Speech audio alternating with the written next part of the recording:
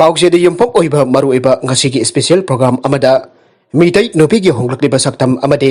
पिक्लिबा अंगांसिंग smartphone पाइबना तुंगदा करी थोगलपा याबा खुदोंथिबासिंग हाबिसिगी मतंगदा पाउदम जरे मालेमगी मनुंगदा लेबाक किया अचौबा अपिकपा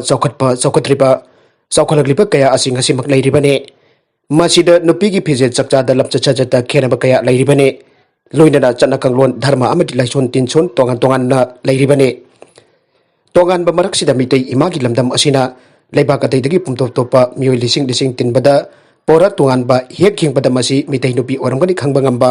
अदुगुम्बा चनबी फिजे चकचा लेबा लमदमने मसिदगी Manipur नुपीगी जगोय अमदि sei kayana malemda phangba ngamdaba mahau phangba jati ba masak phajana takpa ngamba kala संस्कृति मपुंग फाना लेबा अमुक्का मितैगी पुंग अमदि दारम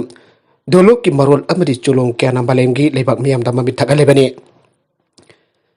अदुबो अहोंगबा कयादी अखोइगी इरक्ता यावदबा नते मणिपुरगी नुपीसिंगना सेट चारिबा असि ममांगैगा टोप टोपा खेनबा मतौ अमा अखोइना थेंगनरे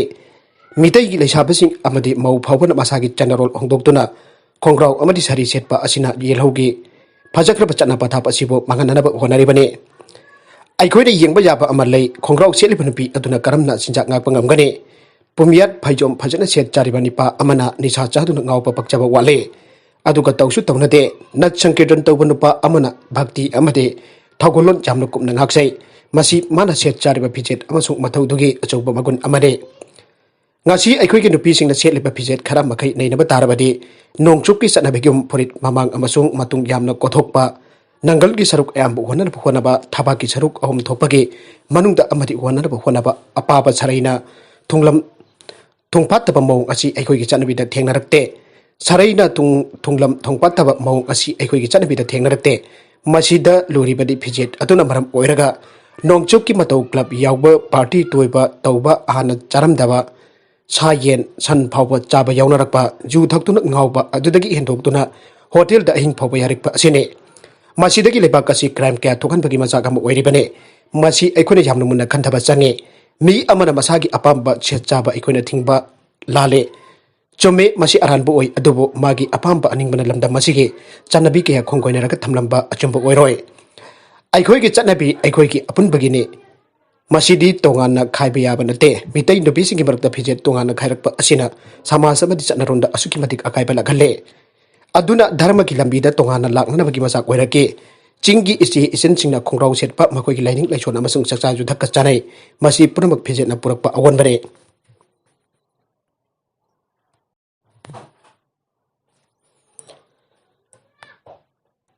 मालेमदा मुस्लिम की लेबाक मसिंग थिंगमदना लई अखोइगी लेबाकतसु मुस्लिम जाति कया पुन्ना हिंगमिनरे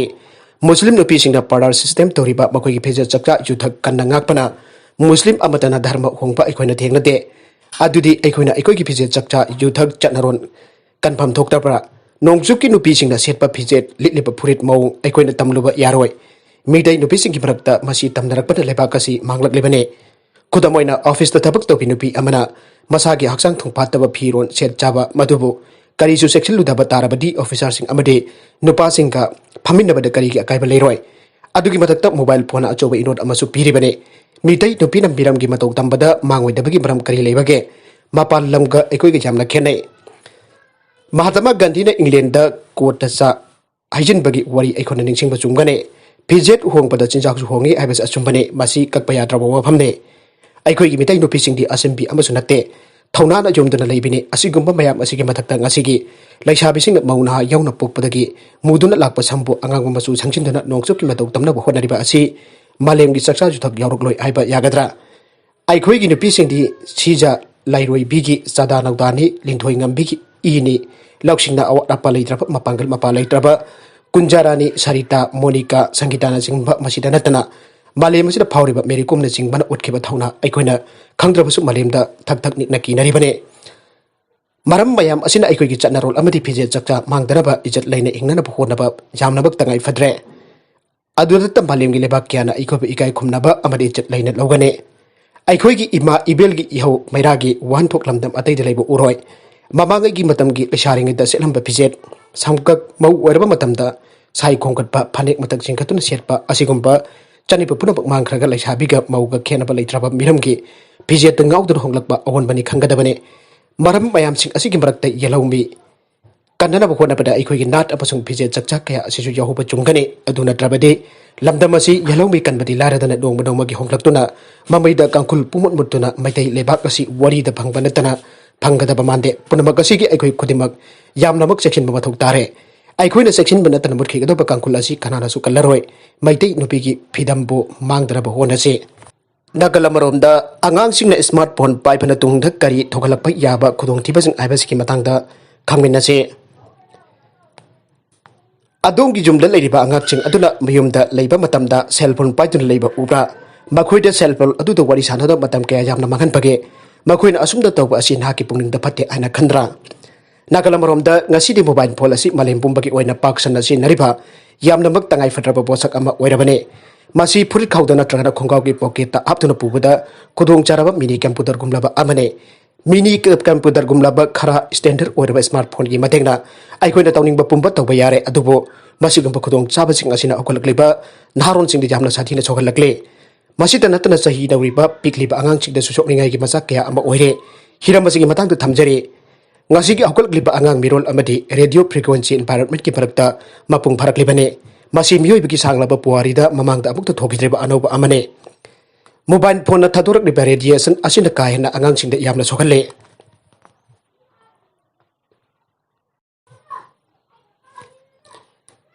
ahan bada haksang nunghendaba mamangi sahi singda cell phone gi radiation na ikoi mioi bada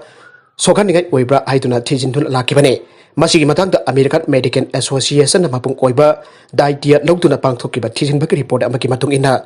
Pigliba angang sina mobile phone sina bana ohelak payaba haksang nungai tabgi phipam sing adu makha da thamjari nan malignant tumor pigliba angang sing mobile phone kuina paituna sanaba asina angang sing adugi brain amasung nakungda nan malignant tumor na halak payaba gi oithok pa chawna lei haibadi angang aduna mobile phone kuina paituna leptuna yengba aduga magi mit amasung nakonda khudong thiba thokalloktuna anaba am ohelak payai haibane cancer World Health Organization WHO nachu mayek sena phangdokre madude cell phone gi radiation asina mioi bada cancer na halak payabagi oitopa yamna chawna lai aina aduga pikliba angang sina asigama phatraba radiation asi chupsin bagi sangsu amuk hena wangle bane pikliba angang amana mayai oina chawraba angang adult amadagi brain na asigama phatraba radiation asi chada humpu heli aduga pikliba angang amagi brain na asigama radiation asi mapung phagalakliba mioi amagi sarukani hengkana chupsin basu ngamme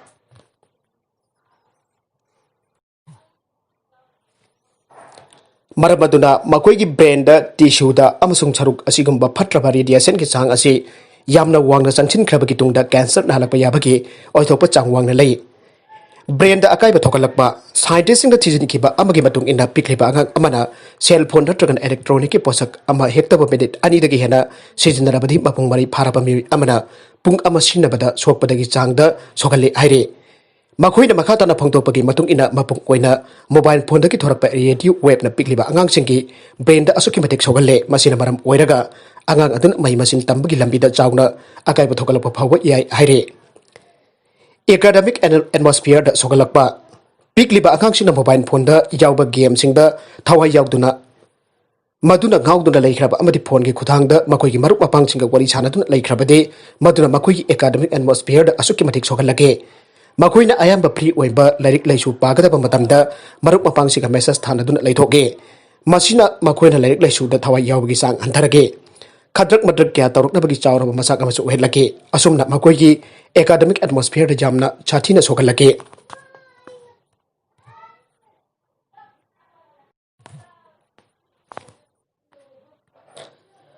Pattaba hainebiki maru khulakba angang singna phone toina sinaba amadi masina makoigi matam ya masina khibana makoida pattaba hainebiki maru ihul tamna dabaki achoba maram amo helake khudam oida mathakta su masigi matangta khara panjagre larik laisu da thawai yorak tabana maram oiraduna makoina khadrak madrak torakba abasi pattaba hainebiki maru ihul tamba horaklabane masigi mathakta makoina makoi masagi sahi ga manadaba picture amadi video yangba horake masina makoigi lamcha sachata ahongba lakalaki pattaba hainebiki maru hon bahurake Masigumba maram kaya ama laibana mama mapa oibasingna pigliba masa masu singda mobile phone pahenbagi ainabi asi yarabe makhi lehendana ba hona bigedabane aduga karigumba sinna batarabasu makoi mahimasin ki marida mating pangbagi matangda mama mapa natragana imung manung ki mathak thongba amagi phone da yengminnagadabane aduga makoida mobile phone na lana sinabagi amang basingi matang tesu kupna sugai na takpi gadabane aroibada ngasi ki special program asibo paudam jariba manipur local YouTube channel amade Facebook page asidagi yengbiri pupna mo pathaga jare channel asin adomda kanarabadi subscribe tawbi tribasana subscribe tawbi rumo loinana like kinda share tawbu chu kawbi kanu pnambakpo amuka hanna thakajari